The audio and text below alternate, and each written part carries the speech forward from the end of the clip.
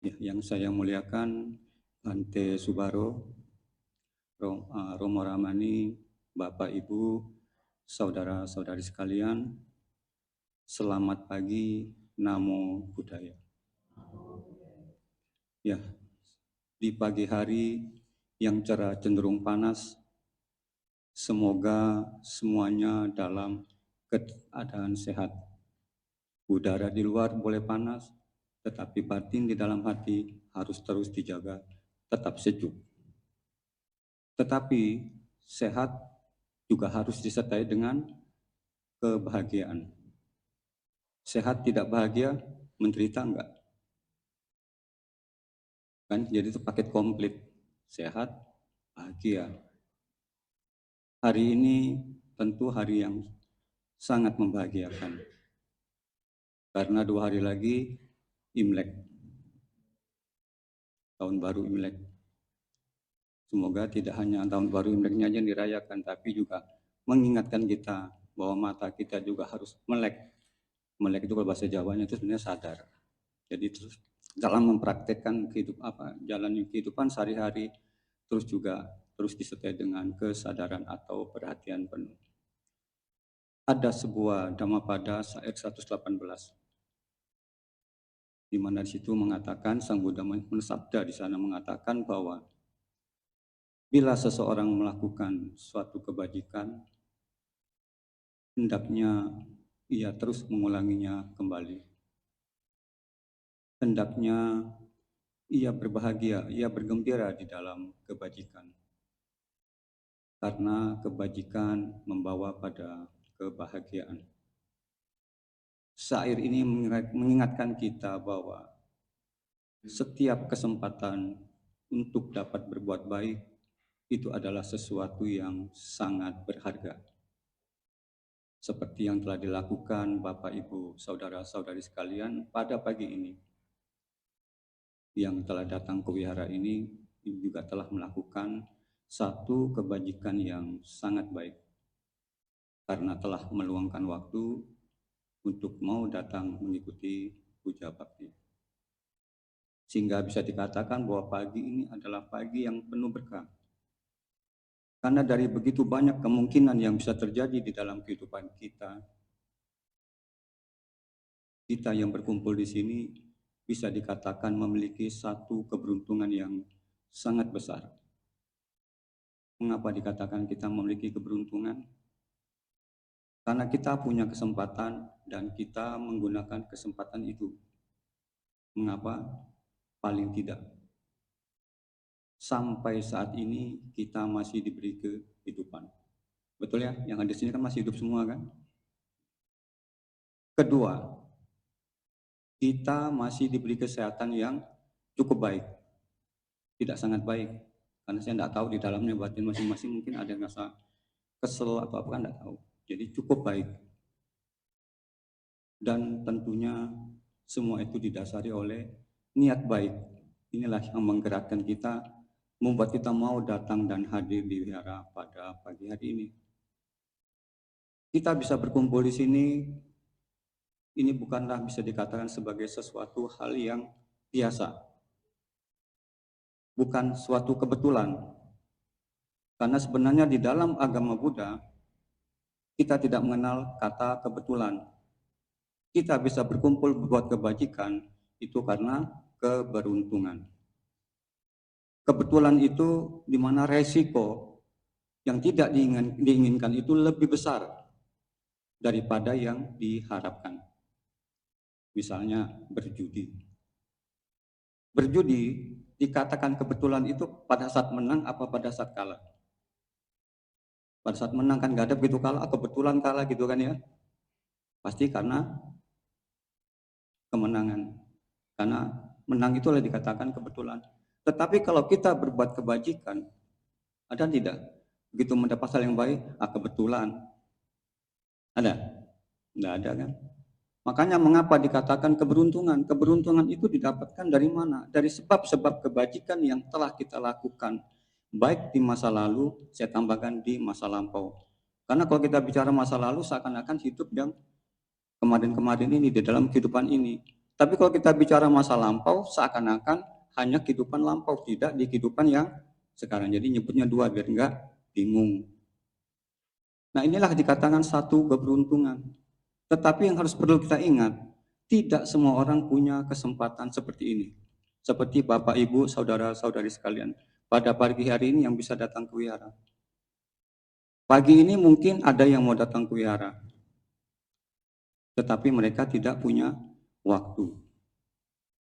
Karena disibukkan oleh pekerjaan, ada tugas-tugas yang harus diselesaikan, mereka yang mungkin punya tugas-tugas sekolah, tugas-tugas kampus yang harus diselesaikan nanti pada saat masuk, dan bahkan seorang ibu rumah tangga pun yang tiap hari sibuk mengurusi urusan rumah tangganya untuk menjaga keharmonisian rumah tangganya, merawat anak-anaknya dengan baik. Ada juga mereka yang punya waktu, tapi mungkin berhalangan karena sedang sakit. Ya kan? Mungkin sekarang di rumah sakit, atau sedang ada di rumah, mau datang tapi karena keadaan kesehatan yang tidak mendukung. Ada juga yang punya banyak waktu, punya kesehatan yang baik, mereka mampu, tapi tidak mau datang. Karena kenapa? Tidak punya keyakinan kepada Tiratana, kepada Buddha, Dhamma, dan Sangha. Ya inilah makanya Bapak Ibu memiliki banyak keberuntungan. Datang ke wihara bukan sekedar perjalanan fisik, bukan hanya sekedar perjalanan dari rumah berdatang ke tempat puja bakti, tetapi sebenarnya perjalanan batin, yaitu perjalanan dari kesibukan duniawi kita mungkin selama seminggu ini, yang sibuk dengan masing-masing aktivitas. Datang ke wihara untuk sejenak menenangkan diri. Seperti baterai, kalau HP kalau sudah lowbat kan harus dicas, ya kan? Kalau dipakai terus jadi rusak. Enak banget kalau rusak beli baru lagi gitu. Ya kalau minta papa mamanya yang belum cari uang, papa mamanya yang pusing. Ya kan? Nah, dalam kita menjalankan aktivitas sehari-hari itu tentu banyak permasalahan yang kita hadapi. Tidak semuanya berjalan sesuai dengan keinginan kita. Muncullah kecemasan, kekhawatiran, ketakutan, kegelisahan, berbagai perasaan tidak menyenangkan muncul. Nah, datang ke wihara inilah tujuannya untuk apa? Paling tidak mendamaikan batin, menenteramkan batin, walaupun sejenak. Iya kan? Ya inilah manfaat datang ke wihara. Untuk itu Bapak, Ibu, saudara-saudari yang berbahagia, pagi ini telah banyak melakukan kebajikan. Ada yang datang dengan membawa dana untuk dipersembahkan, ada yang datang untuk mempraktekkan dan menguatkan silanya dengan tujuan untuk melindungi dirinya sendiri. Ada yang datang untuk bermeditasi dan menenangkan pikiran. Ada yang datang untuk mendengarkan Dhamma Desana, untuk menambah pemahaman pengertiannya tentang Dhamma. Seiring itu dengan bertumbuhnya kebijaksanaan. Dan juga ada yang datang dengan pengharapan-pengharapan duniawi, dan juga ada yang datang dengan pengharapan-pengharapan luhur. Kalau dari semua ini kalau ditanya, lebih banyak yang mana motivasinya datang ke wihara? Biasanya kalau datang ke wihara kan kalau sudah mengalami masalah, ya kan? Susah gitu kan, baru ingat wihara. Kalau senang, lupa wihara, ingatnya di mall.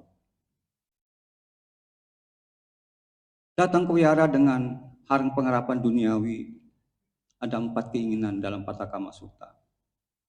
Ingin menjadi orang kaya. Ya kan? Kedua, ingin mendapatkan keterkenalan, kepopuleran. Ketiga, ingin mendapatkan umur panjang. Tetapi namanya manusia tahu, sepanjang-panjangnya usia, kan nggak sepanjang jalan. Suatu saat pasti akan berakhir. Namanya keserakahan, kita diliputi oleh 3 pengotor batin, salah satunya keserakahan. Setelah meninggal pun masih berharap masuk, kalau meninggal harapan masuk, yang jelas masuk rumah duka. Ya inilah, dan keinginan ini tidak bisa didapatkan dengan hanya berdoa, meminta melakukan suatu acara tertentu atau ritual-ritual tertentu. Bisa datang berdoa aja tapi habis itu pulang, misalnya anak sekolah aja, ada yang kuliah misalnya kan, semoga nilai saya baik. Habis itu pulang, tidak belajar, sudah minta sama Sang Buddha, besok aman, nilai bagus, tidur. Ya, jadi makanya 4 keinginan ini sebenarnya langka untuk didapatkan, sulit untuk didapatkan, karena manusia harus melakukannya, usaha, harus ada kerja keras, ada daya upaya untuk melakukan, untuk mendapatkan itu. Berdoa, pengharapan itu bagus, karena pengharapan selalu yang baik. Kalau pengharapan doa yang tidak baik itu namanya mengutuk, bukan berdoa, ya kan? Itu. Nah, untuk itu kita tahu juga bahwa kehidupan manusia ini sangat berharga sekali dan sangat langka, sangat sulit untuk didapat. Karena di dalam ajaran Buddha dikatakan bahwa untuk lahir sebagai seorang manusia ini bukanlah hal yang mudah. Bahkan mungkin Bapak Ibu, saudara-saudari sekalian sudah sering mendengar kelahiran sebagai manusia ini yang diibaratkan seperti kura-kura buta, ya kan? Sudah tahu semua kan? Kalau sudah tahu semua nggak usah dilanjutkan. Ya kan? Ya, itu yang dikatakan hidup di dasar lautan dan muncul hanya 100 tahun sekali. Bayangkan ya, kebayangkan hidup di dasar lautan dan dia hanya muncul 100 tahun sekali dan matanya pun buta. Dan di atas dasar lautan itu ada sebuah kayu yang mengapung di mana tengahnya itu ada bolongan bulat lubang, dan di mana lubang itu hanya sebesar ukuran kepala kura-kura tersebut. Bayangkan muncul hanya 100 tahun sekali, buta lagi, dan dia harus memasukkan kepalanya di kayu tersebut, dan kayu itu di laut yang luas begitu bisa pas di atasnya tuh bukan main, luar biasa. Kalau itu enggak kebayang, gini aja dah. Yang terutama ibu-ibu nih, sering kan memasukkan benang di dalam jarum, sulit tidak? Setengah mati kan, meleset ya kan? Ya itu, inilah. Dan lebih sulit lagi, terlahir sebagai manusia dan bisa mengenal Dhamma, bisa mengenal ajaran Buddha.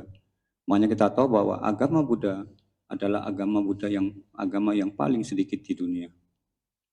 Tapi jangan berkecil hati, yang sedikit-sedikit itu biasanya berkualitas. Tidak percaya? Banyak mana orang kaya sama orang miskin di dunia ini? Banyak mana orang bodoh sama orang yang pintar di dunia ini? Ya, tapi ini bukan untuk dikonsumsi di luar ya, wihara ya. Nanti jadi masalah. Ini supaya tidak mengecilkan hati kita aja, menghibur diri kan boleh. Ya inilah, pada pagi ini Bapak Ibu Saudara sekalian sudah banyak melakukan kebajikan. Yang pertama, keberuntungan yang didapatkan apa? Kita masih terlahir sebagai manusia. Kedua, kita masih bisa mengenal Dhamma ajaran Sang Buddha.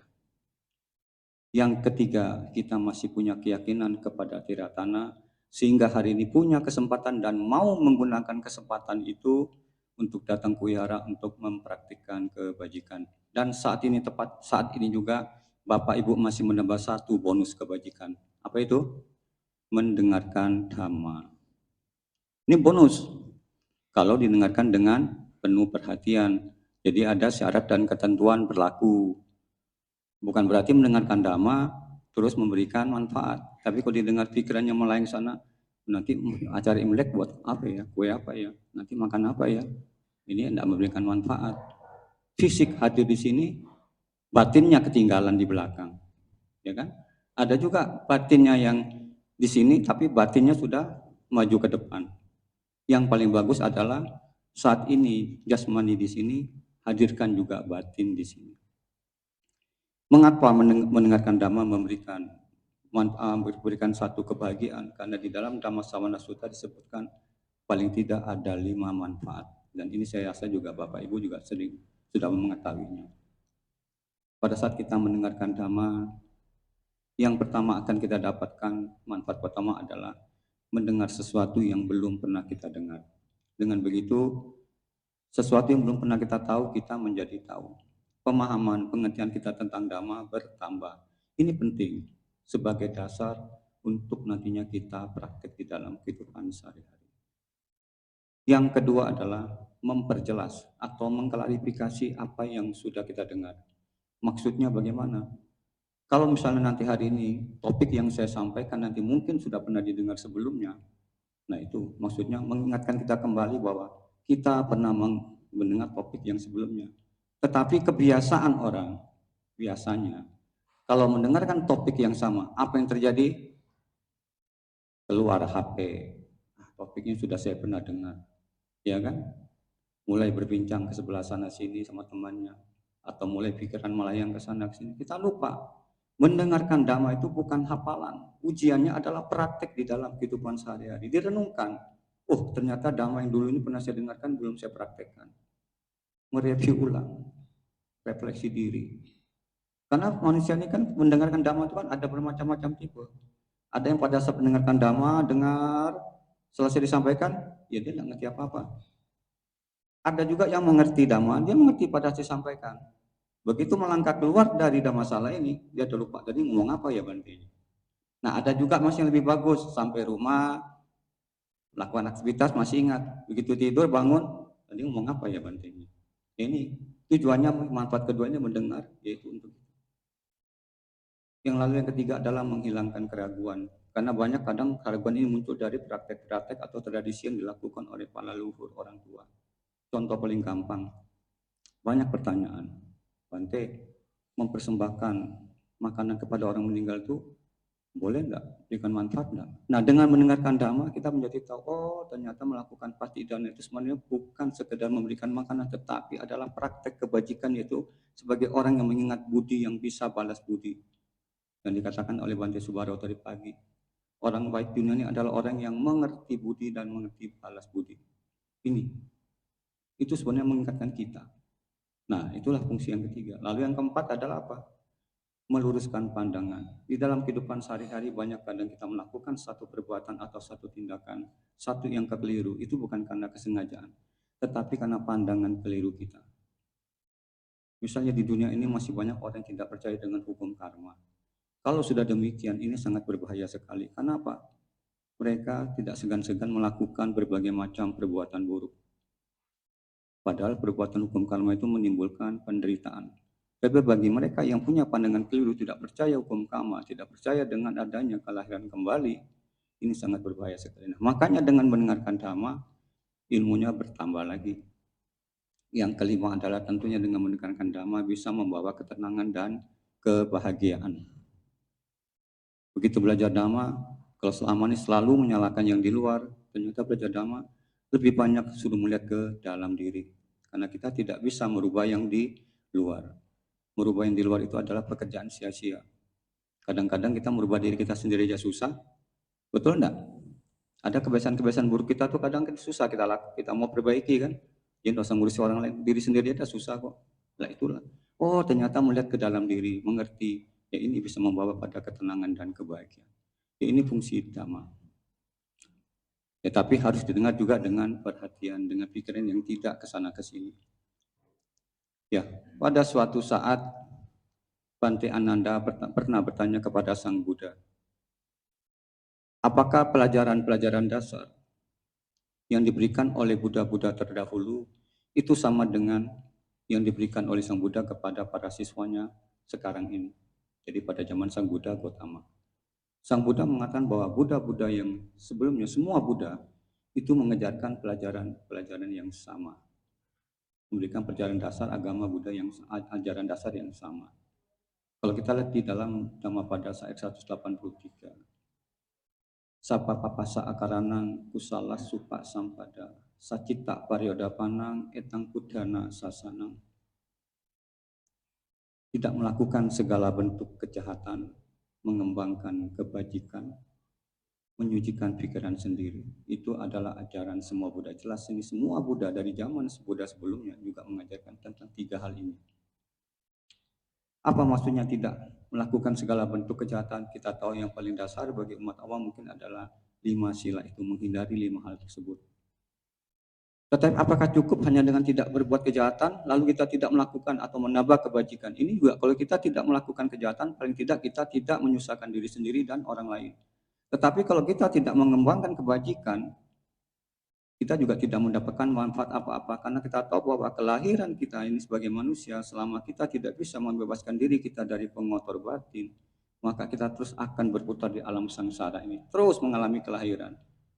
Nah, untuk itu kita harus membuat kebajikan, seperti yang saat ini Bapak Ibu alami. Ini karena sebab kebajikan yang telah dilakukan.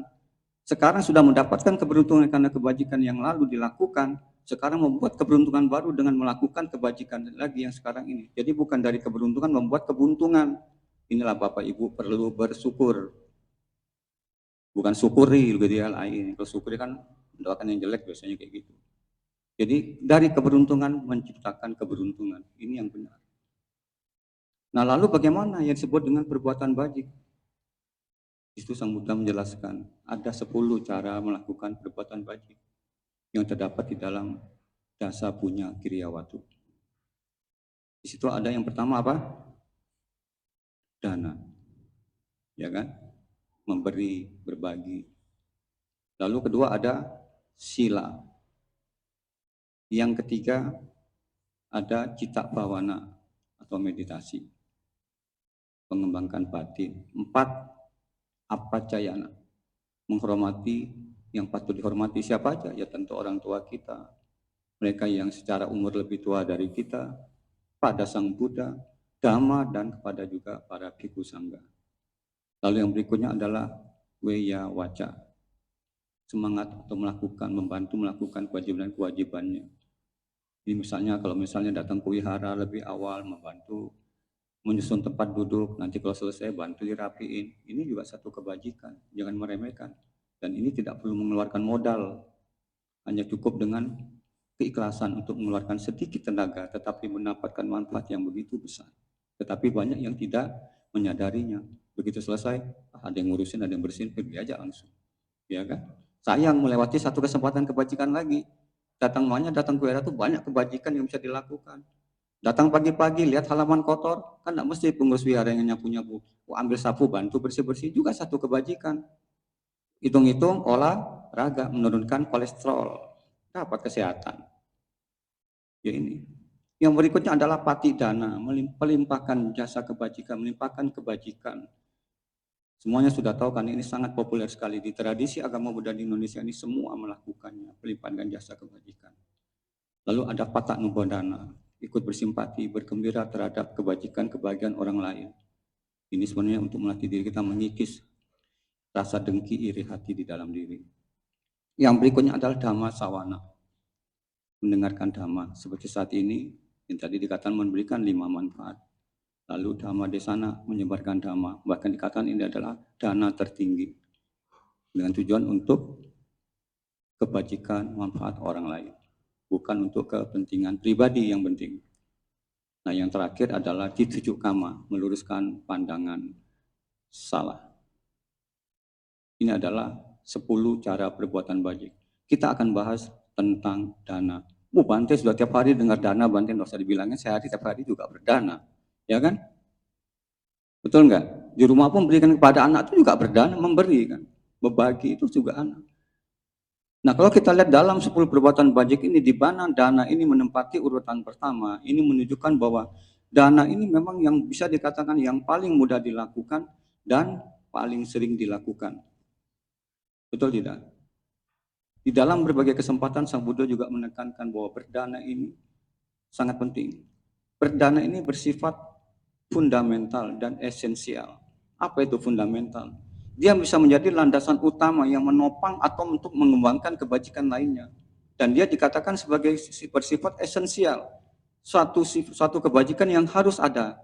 Dikatakan kalau dia tidak ada, dia bisa menghilangkan kebajikan lainnya.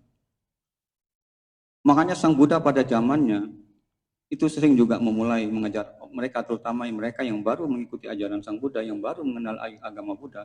Sang Buddha biasa memulai juga dengan manfaat dari berdana.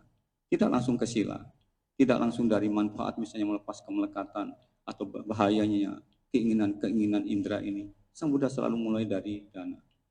Kalau kita di dalam Nidhi Kanda Sutta, Yasa danena silena sanyamena damenaja nidhi suni tohoti itiawa purisasawa. Gemar berdana, memiliki moral yang baik, mampu menahan nafsu dan mempunyai pengendalian diri. Ini dikatakan seseorang telah menanam harta karun yang terbaik. Lagi-lagi berdana di depan. Bahkan kalau kita lihat di dalam salah satu kitab Itiwutaka, di sana Sang Buddha mengatakan kepada siswanya, pada para biku, Seandainya orang-orang tahu seperti apa yang saya ketahui manfaat dari berdana atau memberi, maka dikatakan seseorang tidak akan makan terlebih dahulu sebelum memberikannya kepada orang lain. Bahkan dikatakan walaupun itu cuil terakhir atau suapan terakhirnya. Kita lihat betapa pentingnya dana. Sangat bermanfaat. Pernah melihat kehidupan, kita cari hewan yang paling dekat dengan kehidupan manusia, yaitu anjing. Ya kan? Anjing ada yang hidup di jalan, tidak terawat, cari makan susah, ya berantem dengan teman yang lain, bahkan mungkin juga resiko kecelakaannya di jalan juga besar. Tapi ada hewan yang anjing yang dipelihara di rumah, tinggalnya mewah, makannya mahal, sakit dibawa ke dokter, kalau bulunya sudah panjang dibawa ke salon, ya kan? Kalah kita, ya kan? Ini apa? Dan makan pun juga makan berkualitas, ya ini. Kalaupun dikatakan kita punya, katakanlah praktek sila kita kurang bagus paling enggak, terus kita misal apes karena ketidakberuntungan terlahir di alam binatang, salah satu misal menjadilah anjing, ya paling enggak kita tidak kekurangan makan. Ini manfaat dari dana. Tetapi sekarang pertanyaannya, apakah dana wajib di dalam agama Buddha? Bapak Ibu pernah menemukan Sang Buddha mewajibkan umat awam khususnya berumah tangga untuk berdana, memberi? Pernah ketemu? Ya, di dalam ajaran Buddha sesungguhnya berdana tidak pernah dinyatakan sebagai suatu kewajiban, apalagi satu keharusan yang memaksa.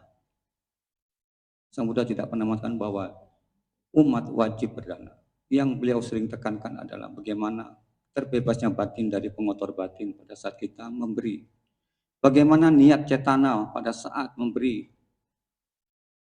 Bagaimana memberi itu bisa menumbuhkan kebijaksanaan. Kalau kita perhatikan di Pancasila pun sila, apa Sang Buddha melarang keras? Tidak boleh membunuh, ada? Makanya di Parita itu apa bahasanya? Aku bertekad melatih diri menghindari. Karena Sang Buddha tahu kita masih diliputi oleh pengotor batin. 3 pengotor batin Islam di dalam diri kita. Kita hanya bisa untuk apa? Berusaha belajar untuk mengendalikan diri. Ya kan itu, makanya tidak ada wajib. Tetapi kalau kita coba perhatikan, untuk menjadi seorang Buddha atau mencapai pencerahan sempurna, apa yang harus disempurnakan? 10 parami, ya kan? Seorang bodhisatta itu seorang makhluk yang sedang mencoba mengumpulkan berbagai macam kebajikan untuk menjadi seorang Buddha. Yang pertama apa? Dana parami. Yang kedua, sila parami. Yang ketiga, nekkhamma parami, ya kan? Yang keempat, panya parami. Yang kelima, apa? Wirya. Yang keenam, khanti parami. Yang ketujuh, satya parami. Yang kedelapan, acitana parami. Yang kesembilan, metta parami. Yang kesepuluh, upekha parami. Lagi-lagi ternyata untuk menjadi seorang Buddha dan mencapai tingkat pencerahan, ternyata syarat utamanya harus menyempurnakan dana. Kalau tadi dikatakan dana tidak diwajibkan, tapi kalau untuk menjadi seorang Buddha berarti dana wajib. Betul enggak? Jadi pertanyaannya wajib apa enggak? Jangan dijawab. Mungkin ada dari Bapak Ibu atau umat lalu berkata, Bante, saya enggak mau berdana dah. Yang penting saya pokoknya punya keyakinan yang kuat, sada yang kuat terhadap tiratana pada Buddha, Dhamma, dan Sangha. Pokoknya kebaktian saya datang dah pokoknya. Ya kan? Bante, pokoknya saya tidak mau berdana, pokoknya saya mempraktekkan sila, saya menjaga sila saya dengan baik, tidak membunuh, tidak mencuri, tidak berbuat asusila, tidak berbohong, tidak minum minuman yang keras, yang memabukkan, ya kan? Apakah cukup? Ini ada ceritanya, nanti akan saya sampaikan di belakang, sehingga biar penasaran, karena ibu-ibu terutama kalau dibuat penasaran tuh senang, jadi memperhatikan. Enggak percaya coba yang suka nonton drakor siapa? Sinetron, semakin tegang, semakin penasaran kan? Makan enggak tenang, ceritanya gimana sih habis ini, ya kan? Tidur kepikiran, betul enggak? Jangan ngangguk ketahuan nanti. Ya tapi ini bukan, yang saya sampaikan bukan sinetron, bukan drakor, tapi adalah dhamma. Dhamma yang baik disampaikan secara berurutan. Dhamma yang baik disampaikan pada waktu yang tepat. Jadi tetap tolong perhatikan apa yang saya sampaikan ke depan. Nah, sekarang masalahnya, apakah setiap orang memberi berdana itu selalu dilandasi oleh keinginan yang baik, ketulusan, keikhlasan? Tidak menjamin. Banyak kadang orang memberi dengan alasan-alasan tertentu. Ya kan, untuk kepentingan pribadi, dengan tujuan-tujuan tertentu atau dorongan emosi tertentu.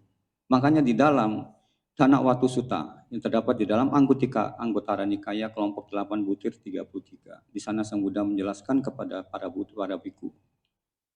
Ada 8 landasan batin di balik pemberian itu. Yang pertama adalah memberi karena alasan apa? Memberi karena adanya keinginan, canda, masih bercampur dengan loba. Memberi karena ingin naik jabatan. Memberi agar usahanya, dagangannya lancar, ya kan? Memberi agar nanti sekolahnya nilainya bagus, yang lagi kuliah semoga dapat lulus wisuda dengan nilai yang baik. Berbagai macam keinginan. Apakah ini baik? Semua perbuatan bajik di dalam agama Buddha tidak ada istilah hangus. Tetap satu perbuatan bajik, tetapi besar manfaat kebajikan itu yang menentukan adalah niat batin tadi ini. Karena masih ada keinginan, tentu tidak besar. Tapi paling tidak sudah ada niat melakukan kebajikan. Lalu yang kedua adalah memberi karena alasan apa? Kebencian. Lu kok memberi bisa dengan kebencian? Bisa enggak? Memberi dengan alasan kebencian. Landasan batin karena dosa. Bisa enggak? Tentu nggak ada yang nganggup. Kalau ada yang nganggup berarti pernah memberi dengan ini udah lolos berarti tesnya ini. Ya kan? Bagaimana memberi dengan kebencian? Enggak percaya? Bisa. Lagi asik-asik di rumah, tiba-tiba di depan kelontang, apa itu? Pengamen. Ya kan? Bu Nani pernah nggak di depan sini ketemu pengamen di rumah atau gimana? Ya kalau musiknya enak, yang nyanyi enak, paling padang biasanya, udah biarin aja satu lagu habis, hanya dikasih Rp1.000 lumayan kok murah. Tapi gitu yang nyanyi tidak sesuai dengan musiknya, hanya A, B, C, D, tidak jelas, apa yang terjadi? Timbul rasa kesel. Pingin dia cepat pergi. Kalau di Jawa tuh diteriak, mbok kasihkan duit, biar cepat pergi tuh. Muncul rasa kesel, rasa jengkel. Salah satu dari pasukan kebencian. Hati-hati, halus. Lagi jalan-jalan, tiba-tiba di belakang, bu, pak minta uang, diikutin pengemis, jadi kasih ikutin terus. Kesel kan? Nanti nih ambil, pergi. Memberi bukan menambah kebajikan, malah menambah mengotor batin. Ya ini, memberi karena kebencian. Yang ketiga, memberi karena ketidaktahuan, moha. Didasari apa? Bukan dasar pengertian yang benar, terutama tentang hukum karma dan dari manfaat kebajikan. Apa misalnya? Memberi karena kebodohan. Misalnya, maaf, percaya tukang dukun yang bisa mengobati orang sakit, memberi banyak. Kita harus ingat pada saat Sang Buddha terluka kakinya, dilukai oleh seorang Bante Dewadatta.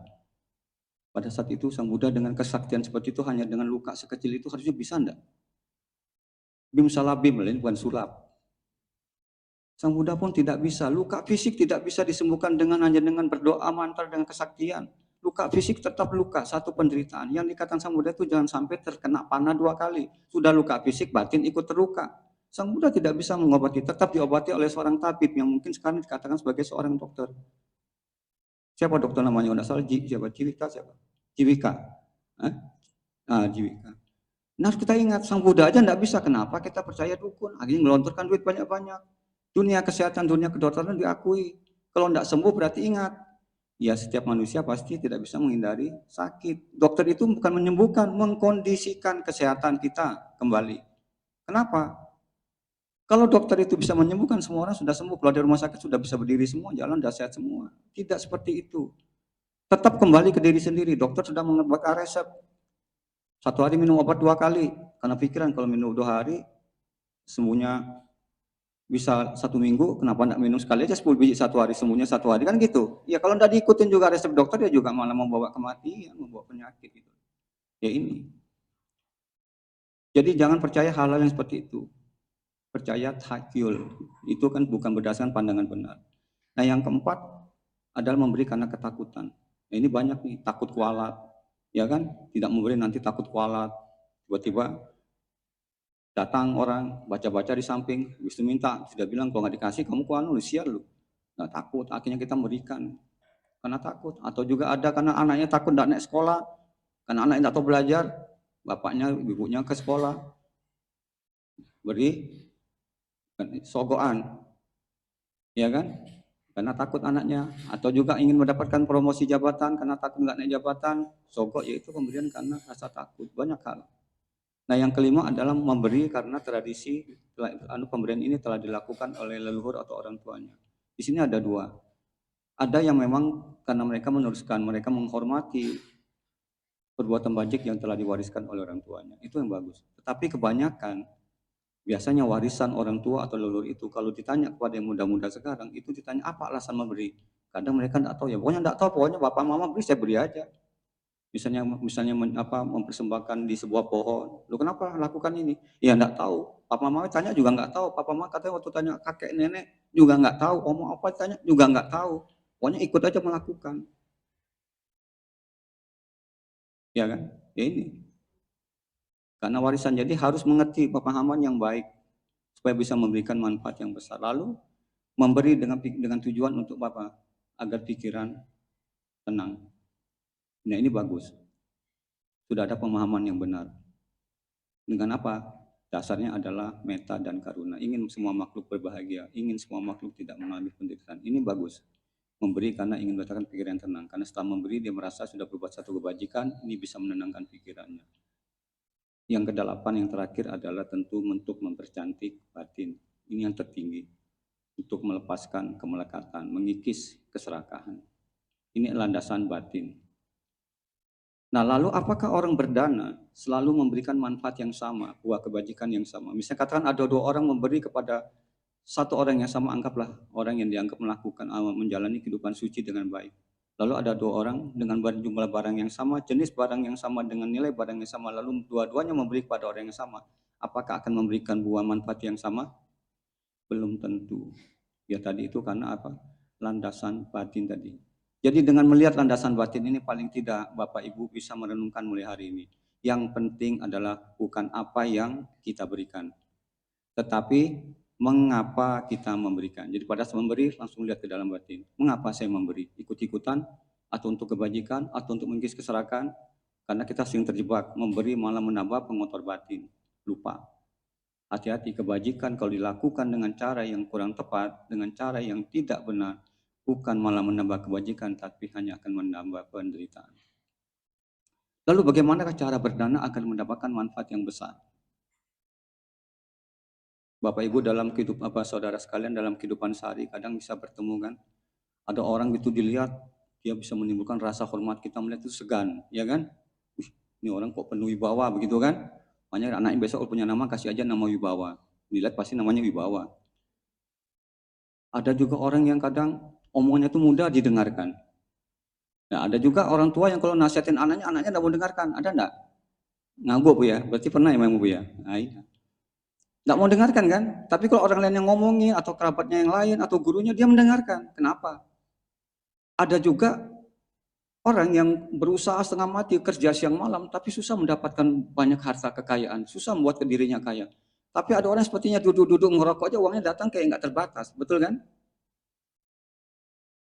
Nah, ada juga orang yang kenapa di dalam kehidupan ini hartanya bisa habis karena terseret banjir, terbakar oleh api, disita oleh pemerintah.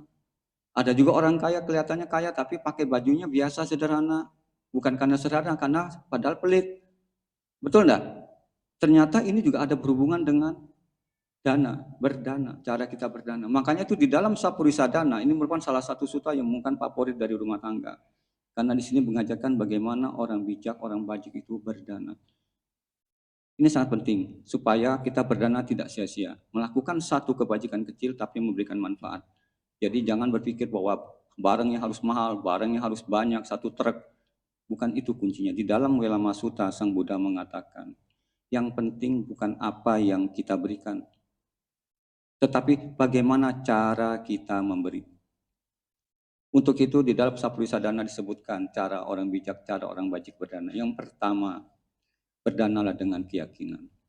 Yakin terhadap manfaat buah dari kebajikan. Yakin terhadap hukum karma. Perbuatan baik mendatangkan kebahagiaan. Perbuatan buruk, perbuatan jahat akan mendatangkan penderitaan. Yakin dulu. Biasanya kalau orang melakukan kebajikan dengan keyakinan, itu dia akan mengulanginya kembali seperti yang saya sebutkan di depan tadi. Bila seorang melakukan kebajikan, hendaknya mengulangi kembali. Makanya kalau kita melakukan berdana dengan penuh keyakinan, kita akan mengulanginya terus, kita akan melakukannya kembali. Manfaat dari berdana dengan keyakinan ini apa yang akan didapatkan? Selain tentu memiliki banyak harta, menjadi orang kaya, memiliki wajah yang tampan, cantik, bahkan memiliki wajah yang rupawan. Bedanya apa rupawan, cantik sama tampan? Cantik belum tentu menawan. Kalau menawan sudah pasti enak dilihat, belum tentu cantik. Ya kan? Dan satu kelebihan dari berdana dengan penuh keyakinan ini apa? Yaitu tadi, menimbulkan rasa hormat. Orang yang melihatnya itu kagum. Ini orang pun penuh wibawa. Kita segan. Bukan takut, kalau takut kan sama hantu. Ini segan. Ada kan? Betul kan? Di rumah mungkin lihat orang tuanya ada yang segan, ada juga yang biasa, anaknya tidak begitu ya kan? Ini ternyata harus berdana dengan keyakinan. Nah, yang kedua adalah berdana dengan penuh hormat. Kalau kita berdana dengan keyakinan biasanya juga akan menimbulkan penuh hormat. Maksudnya apa? Pada saat kita berdana, kita menjaga ucapan kita, menjaga perbuatan jasmani kita pada saat memberi. Di sini mempertimbangkan apa yang kita beri, tidak seakan-akan melempar sesuatu, tidak memberi barang yang seakan-akan mau dibuang, dan mempertimbangkan manfaat di masa depan dari perbuatan bajik yang berupa berdana ini tadi. Dikatakan manfaatnya apa? Selain menjadi kaya, memiliki wajah yang cantik, rupawan, satu kelebihan dari berdana dengan penuh hormat ini dikatakan anak, istri, karyawannya, pembantunya, orang yang bekerja sama dia mau mendengar ucapannya.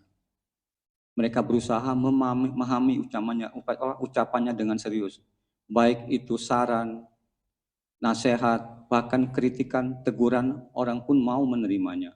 Nah ini, ada kan orang yang bukan orang tua yang baru bicara satu kata sama anaknya sudah 100 kalimat. Ya kan? Ngalami enggak, Bu? Ngalami, Bu, ya. Semoga selain nanti Ibu udah tahu, nanti berdana dengan penuh hormat. Ini kelebihannya. Karena anak kan susah dinasihati, tapi kalau sama orang dia bisa nih. Ini ternyata kita berdananya tidak dengan hormat. Yang ketiga adalah berdana pada waktu yang sesuai. Di dalam Kaladana Sutta disebut ada 5 bagaimana berdana pada waktu yang sesuai itu. Yang memberi kepada tamu yang datang ke rumah. Kita ini kan biasa sering kalau ada tamu dajannya mau datang, biasanya apa? Nanti titip ya bawa ini ya gitu ya, kebalikan gitu kan ya. Nah, jadi ternyata memberikan makanan, minuman, itu ternyata pada tamu yang datang itu ternyata juga satu perbuatan bajik. Itu dikatakan memberikan berdana pada waktu yang tepat. Yang kedua, pada saat seseorang akan melakukan perjalanan, kita membekali mereka makan minuman supaya mereka tidak kekurangan bekal di jalan. Nah, ini berdana pada waktu yang tepat. Yang ketiga adalah membantu mereka yang sakit. Tetangga kita sakit, mereka tidak punya transportasi, kita punya, kita bantu ngantar. Mereka tidak bisa beli obat, kita bantu beli obat. Ini adalah cara berdana pada waktu yang tepat. Yang keempat adalah pada saat terjadi musibah kelaparan misalnya. Kalau kita punya materi, kita bantu secara materi. Kalau tidak, kita bantu secara tenaga. Misalnya, biasanya kalau ada musibah kan ada dapur umum, ya kita bantu. Yang kelima tentu adalah memberi kepada para samana mereka yang menjalankan, mempraktekkan kehidupan suci. Manfaat dari berdana dengan pada waktu yang tepat dikatakan itu yang tadi. Pada saat kalian berdana pada yang tepat, pada saat kalian menginginkan apa aja di dalam kehidupan ini, itu bisa mendapatkannya dengan mudah. Ada yang toko barangnya mahal malah laris, yang murah malah sepi. Pernah enggak ngalamin? Ini bukan karena hanya kan kalau dipikir orang cari yang murah. Ya ini ternyata juga timbunan kebajikan dari berdana. Jadi jangan meremehkan berdana itu tidak sesederhana itu. Manfaatnya ternyata sangat besar sekali. Ya kan, jadi kalau mau usahanya, tapi jangan juga terus berpikir, oh sudah berdana dengan pada waktu yang sesuai, habis itu buka tokonya siang-siang, tutupnya lebih awal, ya sudah nggak bakalan dapat untung juga. Saingannya bukanya pagi-pagi, tutupnya malam-malam, ya kan? Ya, jadi berdana pada waktu yang sesuai. Nah, yang keempat adalah di dalam Sapurisa Dana itu adalah berdana dengan pikiran yang tidak melekat. dengan pikiran memang tujuan untuk melepaskan kemelekatan. Kadang kita kan misalnya maaf ya kalau datang ke wihara, kadang itu kan juga ada biku-biku yang favorit. Betul enggak? Ngakui enggak? Begitu datang, wah ada biku favorit. Begitu datang ternyata yang biku favoritnya enggak di situ, biku yang lain yang nerima. Timbul rasa sedih, waduh kecewa. Nah ini jangan berdana memilih-milih. Kalau kita sudah memilih seperti itu, kita tidak secara langsung dan yang itu saya katakan tadi menimbulkan pengotor batin. Bukan malah mengikis tapi malah menambah. Berdana tujuannya khusus hanya untuk berdana, tidak memilih. Karena tujuan kita berdana hanya untuk melatih, melepas kemelekatan. Nah ini yang dikatakan tadi, orang kaya tapi dia tidak bisa menggunakan barang-barang yang seperti digunakan oleh orang kaya, barang-barang luksuri.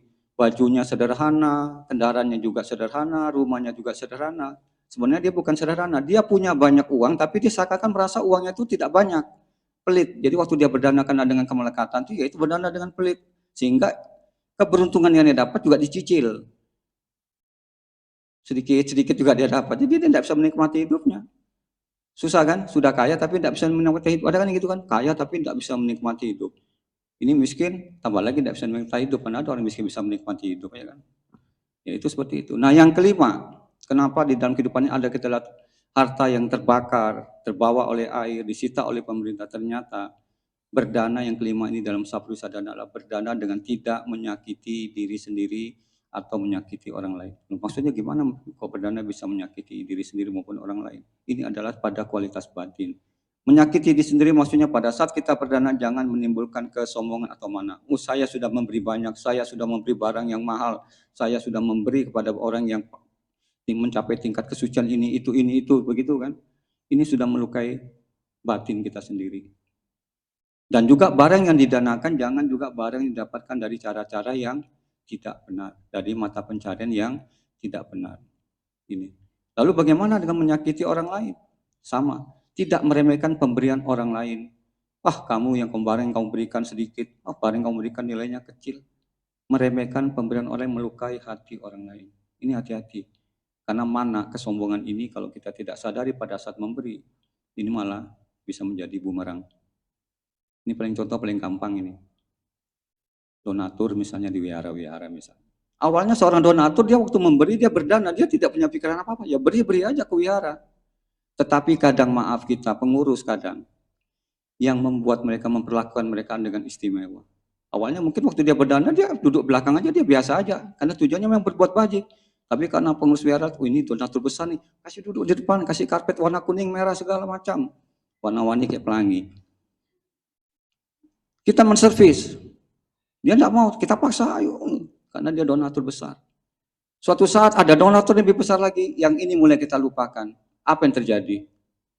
Biasa kita tidak muncul lagi, ya kan?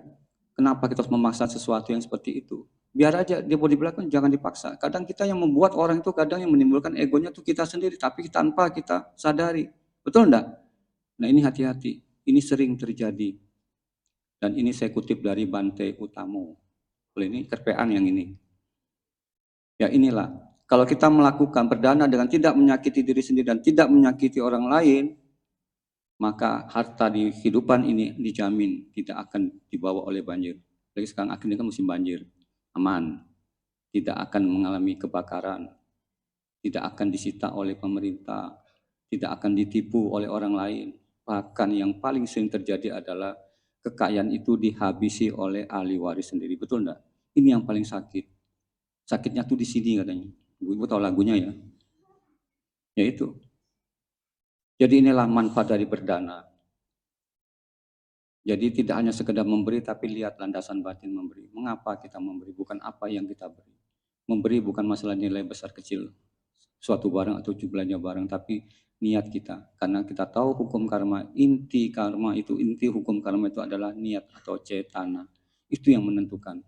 Barang yang dikasih boleh bernilai kecil, boleh sedikit, tetapi manfaat yang diberikan besar. Ya. Untuk melatih keserakan gimana sih caranya? Karena kan berdana ini kan sebenarnya untuk melatih keserakan. Tips terakhir. Misalnya, Bapak, Ibu, saudara-saudara sekalian ini punya, kita ambil buah apel, buah yang paling umum buah apel ya, Bu Nani ya. Tangan kanan bukan madu, tangan kiri racun. Itulah gula tahun berapa itu gunanya. Katakanlah tangan kanan memegang buah apel yang besar, matangnya cukup, manisnya sudah manis sekali gitu. Yang kiri buah apelnya kecil, kurang manis, ada asam-asamnya, ya kan? Tiba-tiba ada yang datang meminta. Ini harus jujur ya. Kira-kira mana yang kita kasih? Yang kecil. Nah, bisa enggak melatih dari hal yang kayak gitu aja dulu. Begitu misal mau ngasih yang kecil, langsung dilawan batinnya, kasih yang besar. Bisa enggak? Ya kita belajar. Bantai juga belum tentu bisa kadang. Atau makan, ya kan? Begitu siapkan sayur banyak gitu, kan dilihat dulu mana yang enak nih, yang mana gitu kan? Nanti yang enak, yang ini diambil dulu. Nah, pada saat mau ngambil, bisa enggak ngambil yang tidak enak? Melawan batinnya. Itu cara melatih melawan pengotor batin yang namanya keserakahan. Itu cara apa? Paling sederhana itu dari situ dulu. Gak usah muluk-muluk. Kalau itu bisa dilakukan, ini akan berkembang, bertumbuh menjadi perkembangan batin yang bagus, akan menumbuhkan nilai-nilai luhur di dalam batin. Ya, demikian yang dapat saya sampaikan. Mohon maaf kalau ada sesuatu yang tidak sengaja ataupun mau disengaja yang merasa tersinggung, ya. Ya, semoga menyambut hari Imlek ini kita juga diberikan keberuntungan, kesehatan, ya, kebahagiaan. Dan jangan lupa terus praktek kebajikan. Jika melakukan satu kebajikan, terus mengulanginya kembali. Jangan pernah memilih-milih kebajikan, karena kebajikan tidak ada di Shopee. Ya, Sabe Sata, Bawantu Sukitata, semoga semua makhluk hidup berbahagia. Sadu, sadu, sadu.